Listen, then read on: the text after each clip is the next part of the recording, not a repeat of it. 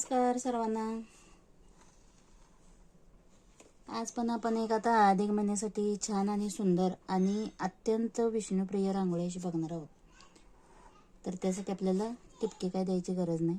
तर आपण पहिल्यांदा असा गोलगा तयार करून घ्यायचा आणि अशा 4 लाईन ओढून घ्यायच्या आणि त्यामध्ये आपल्याला एक एक लाईन देऊन घ्यायच्या.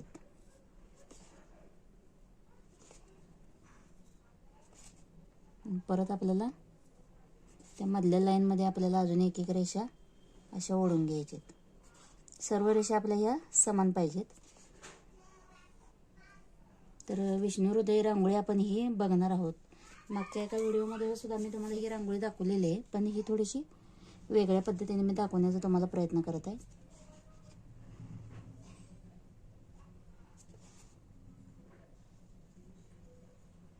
तर आतमध्ये आपण श्री लिहून घेतलेलं आहे.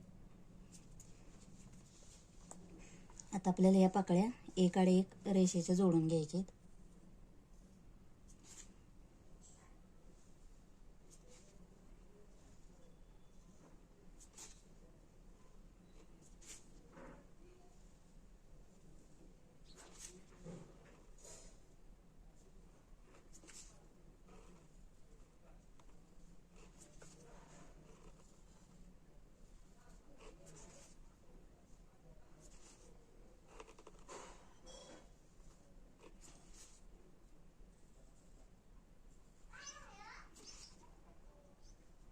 आता त्यानंतर या मधल्या ज्या रेषा दिसत आहेत त्या आपल्याला एकमेकांना जोडून घ्यायचे आहेत.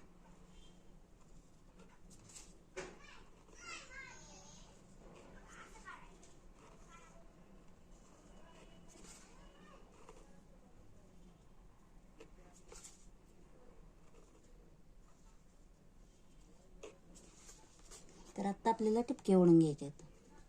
आता बाकी सर्व विष्णू हृदय रांगोळीमध्ये काय करतात, सुरुवातीला टिपके ओढून घेतात. तर आपण तसं नाही करायचं आहे. आपल्याला आता टिपके ओढून घ्यायचे 3-3 प्रत्येक ठिकाणी.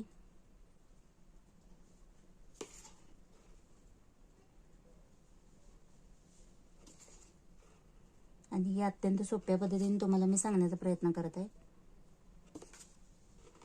कारण या अधिक महिन्यात तुम्ही ही रांगोळी नक्की तुमच्या देवघरात तुळशीजवळ काढावी यासाठी मी आता ही परत तुम्हाला व्हिडिओ दाखवत आहे. आणि जुना व्हिडिओ तुम्ही माझ्या चॅनलवर जाऊन नक्की बघा आणि आवडल्यास माझ्या चॅनलला नक्की सबस्क्राईब करा सर्वांनी. तुम्हाला हे व्हिडिओ कसे वाटतात, तर तुम्हाला रांगोळ्या कशा वाटतात, त्यामध्ये काय तुम्हाला नवीन अजून काय हवं आहे का, हे तुम्ही मला कमेंट करून नक्की सांगू शकताय आणि तुम्हाला मी ते दाखवण्याचा प्रयत्न करेन. आणि आता आपल्या अधिक महिन्यासाठी देखील मी भरपूर रांगोळ्या चॅनलवरती आपल्या दाखवलेल्या आहेत, त्यासुद्धा तुम्ही बघून घ्याव्या, कारण त्या पण आपल्या पारंपरिक रांगोळ्या असणार आहेत. आणि अशा रांगोळ्या आपण नेहमी आपल्या देवघरात तुळशीजवळ काढल्या पाहिजेत. तर आता हे 3-3 टिपके जे आपले दिलेले आहेत त्यामध्ये आपण काय करायचं आहे, वरचे पहिला हा सुरुवातीचा टिपका आणि दुसऱ्या लाईनमधला 3 नंबरचा टिपका एकमेकांना जॉईंट करून घ्यायचा आहे.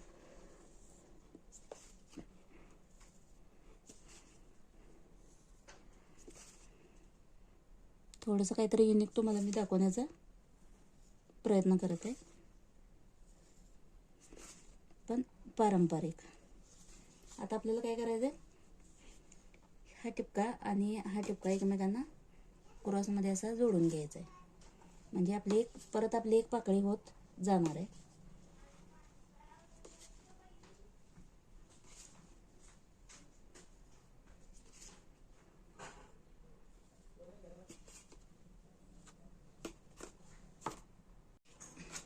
तर या पद्धतीने आपल्याला सर्व पाकळ्या एकमेकांना जोडून घ्यायचे.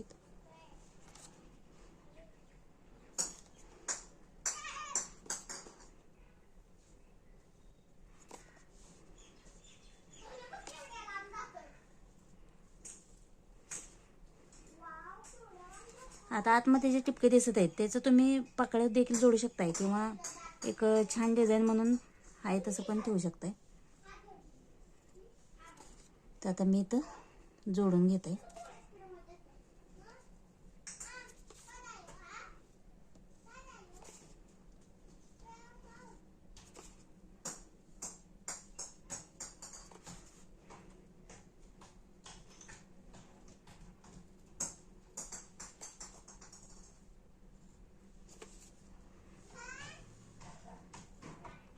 मी तुम्हाला एकदम सोप्या पद्धतीने प्रत्येक रांगोळी दाखवण्याचा प्रयत्न करत असते. ज्यांना रांगोळी जमत नाही त्यांच्यासाठी देखील, आणि ज्यांना जमते पण युनिक काय असं सुचत नसेल किंवा पारंपरिक त्यांना जर का माहिती नसेल तर त्यांच्यासाठी मी रांगोळ्या दाखवत असते. तर आपल्या चॅनलवरती तुम्हाला जास्त करून फ्री हँड रांगोळ्या बघायला मिळणार नाहीत. माझ्या जास्त करून टिपक्याच्याच रांगोळ्या तुम्हाला बघायला मिळणार आहेत. तर माझ्या रांगोळ्या जर का तुम्हाला आवडत असतील तर तुम्ही नक्की माझ्या चॅनलला सबस्क्राईब करा. आता आपण इथं टिपके ओढून घेऊयात. एक आड एक आपल्याला आता टिपके देऊन घ्यायचे.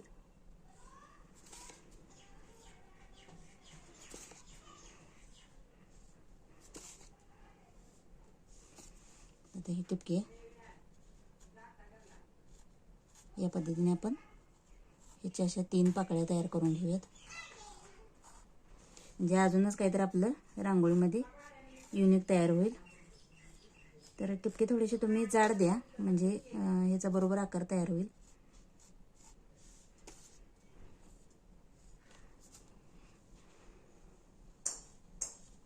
तर या पद्धतीने आपण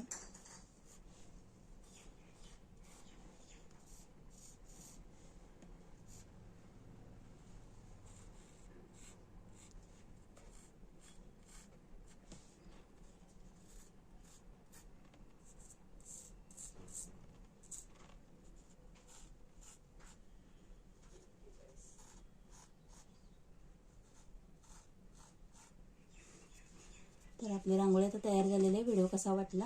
व्हिडिओ आवडल्यास नक्की माझ्या व्हिडिओला लाईक करा, शेअर करा आणि सबस्क्राईब करा. धन्यवाद. श्री स्वामी समर्थ.